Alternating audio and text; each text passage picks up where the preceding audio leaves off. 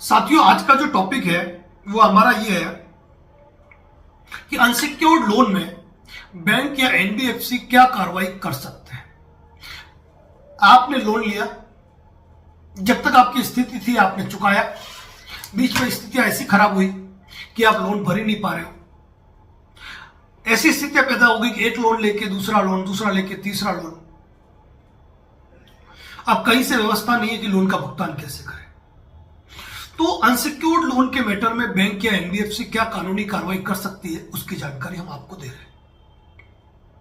सबसे पहली कार्रवाई बैंक करती है, रिकवरी एजेंट्स आपके घर भेजती है, जो साम दाम दंड भेद हर नीति से मीठा बोल के, जहरीला बोल के, गुस्सा करके, तू तड़ाक करके लोन की वसूली करते हैं।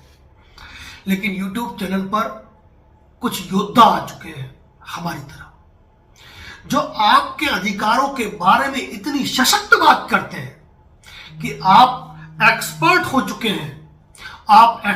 चुके हैं अपने मामले में रिकवरी एजेंट से बात करने के लिए। अगर कोई रिकवरी एजेंट बदसलूकी करता है ना, तो आप उनको direct camera recording on mode पे ले आते हैं। आप पूछते हैं कि विजिटिंग लेटर लाए, लाइसेंस है, आइडेंटिटी कार्ड है, घर कैसे आ गए, इतने बजे कैसे आ गए, जाओ मैं नहीं भर रहा हूं, मेरे ये अधिकार है। तो रिकवरी एजेंट्स जो है उनकी तो आपने बैंड बजा रखी है। अब बैंक आपके खिलाफ section 25 payment and settlement when auto debit ECS NSCH bounce हुआ, यानी कि आपके महीने की किस्त बाउंस हो गई।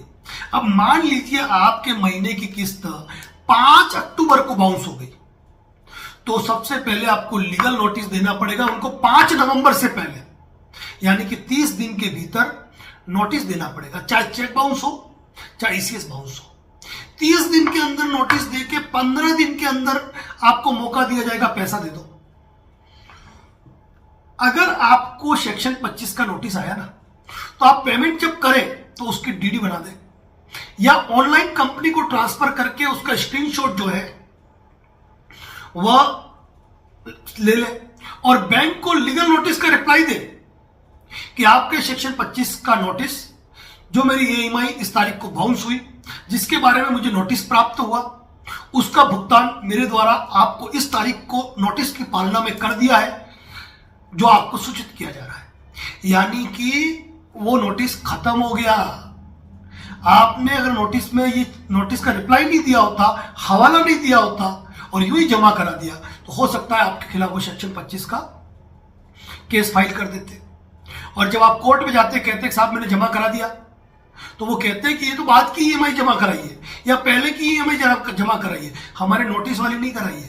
तो ये ध्यान रखना, जब भी सेक्शन 25 का नोटिस आए ना साथियों, तो नोटिस का रिप्लाई इस तरीके से देना है कि आपका सेक्शन 25 का नोटिस इस तारीख को हमें प्राप्त हुआ, उस नोटिस की पालना में इस तारीख को मेरे द्वारा आपकी कंपनी के बैंक अकाउंट में राशि ट्रांसफर कर दी गई है, जिसका स्क्रीनशॉट में भेज रहा हूं। तो आप अपने नोटिस को निस्तारित फरमाए, कोई केस कार्रवाई न करें। देखना, बैंक कोई कार्रवाई नहीं कर पाएगी। और यदि आपने उस नोटिस का रिप्लाई नहीं दिया ना साथियों, तो वो सेक्शन 25 का मुकदमा करेंगे ही करेंगे और कह देंगे ये राशि पहले वाली ईएमआई की है या बाद वाली ईएमआई की है। तो ये लापरवाही मत करना। दूसरा क्या करते हो, 138 एनआई एक्ट, यही मैटर सेम है। वैसे इस मैटर में सबसे पहले आपको वकील साहब का नोटिस आएगा। वकील साहब के नोटिस आने के बाद पेमेंट नहीं किया तो कोर्ट का समन आएगा। अब वो कोर्ट का समन 3-4 महीने बाद ही आएगा, क्योंकि कोर्ट की अपनी प्रोसीडिंग है। समन पे आप उपस्थित नहीं हुए तो आपके खिलाफ बेलेबल वारंट जारी होगा। बेलेबल वारंट अगर आपको तामील हो गया, उसके बाद अरेस्ट वारंट जारी होगा। अरेस्ट वारंट जारी होगा, उसके बाद आपका मफरूरी वारंट जारी होगा। इस बीच में आप जब चाहे तब लोन का सेटलमेंट करके एनओसी ले ले और बैंक से लिखवा के ले ले, वो सारे केस विड्रॉल कर दे, कोई दिक्कत नहीं। इसके अलावा एक है आर्बिट्रेशन। हम रहने वाले उदयपुर के हैं, हमारा आर्बिट्रेशन करेंगे दिल्ली में। जो दिल्ली में रहता है ना, उसका आर्बिट्रेशन करेंगे मुंबई में। जो मुंबई में रहता है ना, उसका आर्बिट्रेशन करेंगे कन्याकुमारी में। तो ऐसे आर्बिट्रेशन चलने वाले नहीं है। ऐसे आर्बिट्रेशन का जब भी नोटिस आए ना, उसकी आपत्ति भेज दो, ऑब्जेक्शन लेटर भेज दो। ऑब्जेक्शन लेटर स्पीड पोस्ट से भेज दो, उसकी रसीद और ऑब्जेक्शन लेटर की कॉपी संभाल कर रख दो। अगर उसके बावजूद भी इन्होंने आर्बिट्रेशन अवार्ड कर दिया तो एग्जीक्यूट होने के लिए आपके एरिया में आना है और उसके एग्जीक्यूशन के लिए आपके क्या क्या डिफेंस है उसके वीडियो हमने पोस्ट कर रखे, सारे जजमेंट आपको बता रखे। तो एनबीएफसी कंपनी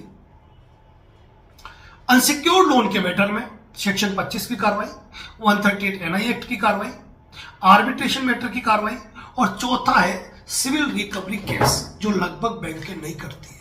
इसके पीछे कारण क्या है? उसमें लगती है कोर्ट फीस, हायर फीस जो बैंक उलझाना नहीं चाहती है। और अनसिक्योर्ड लोन में यदि आप 180 दिन से ऊपर डिफॉल्ट हो चुके हैं ना, तो उसमें तो आप निश्चिंत रहे, सेटलमेंट प्रोसेस हो जाते हैं, मामूली राशि में सेटलमेंट हो जाता है। बस सिविल स्कोर के नाम का रोना नहीं रोए, क्योंकि जिस चक्र में हो, जिस दलदल में फंस गए हो ना, वह सिविल स्कोर के नाम का रोना मतलब नहीं है।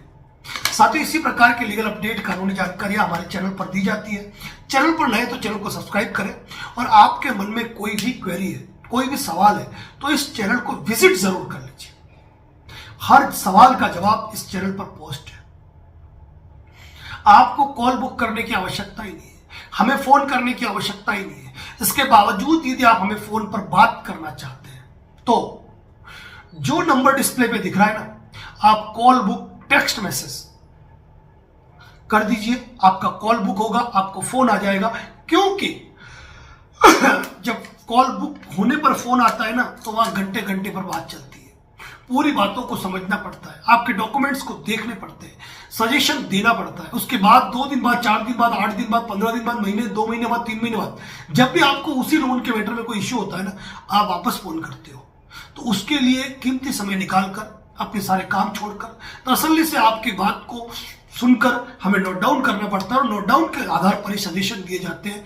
उड़ते सजेशन नहीं दिए जाते जिसका आपको नुकसान हो। साथ ही यदि आपका कोई साथी लोन से पीड़ित है, लोन डिफॉल्ट हो चुका है, मन में गलत गलत ख्याल विचार आ रहे हैं, तो उनको इस वीडियो का लिंक जरूर शेयर कर दीजिए, क्योंकि आप उसके लिए अमरबेल साबित होंगे, आप संजीवनी साबित होंगे। क्योंकि एक चैनल पर जब उसको इतनी जानकारियां मिलेगी ना, तो वह सशक्त होगा, अपने बिजनेस पर ध्यान दे पाएगा और गलत विचार मन से निकाल पाएगा।